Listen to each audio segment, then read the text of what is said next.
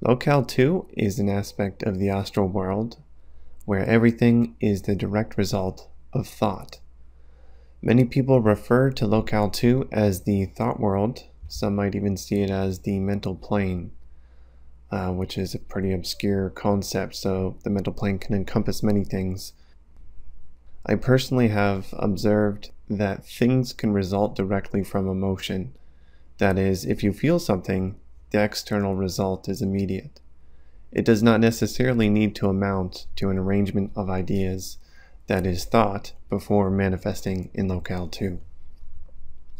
I find that the more I travel through Locale 2, the less thinking I do. I felt that thought was a necessary medium for action to occur, and so it was. But now I see that I can achieve most things directly without arranging ideas. You can feel like moving in a circle and it happens, or you can feel like moving in a circle, then think about it, and then it happens. It's going to happen regardless, and with the same steps in Locale 2, just the former will be done more efficiently. Essentially what I'm saying is that thought in Locale 2 is the result of human conditioning and will slow you down.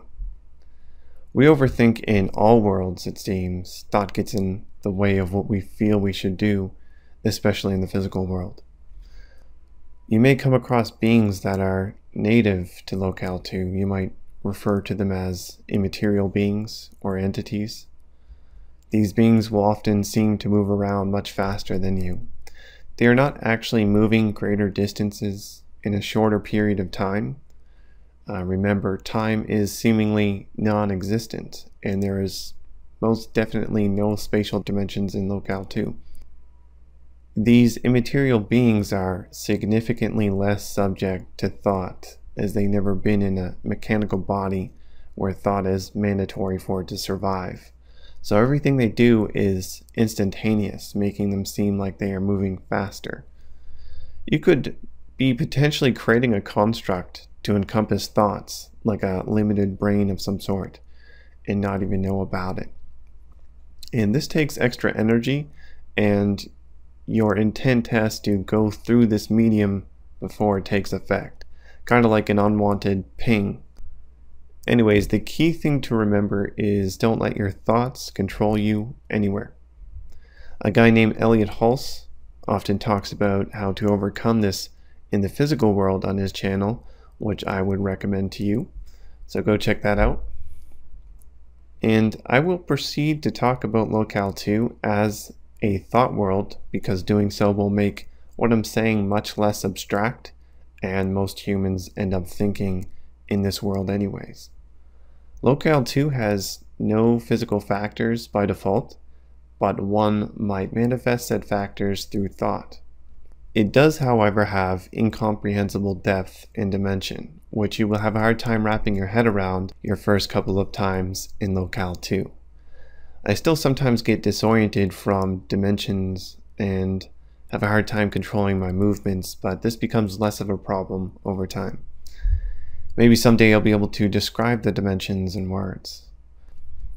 So Locale 2 is the best place to find and interact with other beings, especially intelligent ones. If you are on the right frequency, you can simply think of interacting with a being, and you will typically be taken to one. I have observed that Locale 2 puts much greater emphasis on frequency than other locales. You could be on a high frequency where everything is heavenly and events occur quickly, or a low frequency where there's lots of negativity and it feels like it takes forever to do something.